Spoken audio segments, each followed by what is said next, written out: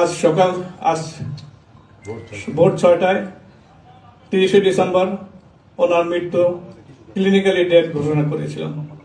আপনাদের মাধ্যমে দেশবাসীর কাছে ওনার দোয়া চাই, আপনারা দোয়া করবেন উনি যেন নভেম্বর মাসের 23 তারিখে সন্ধ্যা 8:30 এবারকার হসপিটালে আমাদের দেশনেত্রী, প্রাক্তন প্রধানমন্ত্রী, আমাদের জাতির মা খালেদা জিয়া ভর্তি হয়েছিলেন।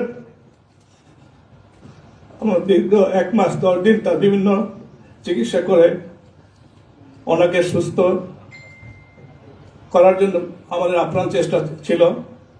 বাট আমি মেডিকেল বোর্ডের পক্ষ থেকে আজ ভোর 6টায় 30শে ডিসেম্বর ওনার মৃত্যু ক্লিনিক্যালি ডেথ ঘোষণা করেছিলাম। আপনাদের মাধ্যমে দেশবাসীর কাছে ওনার দোয়া চাই, আপনারা দোয়া করবেন উনি যেন বেহেশতবাসী হন।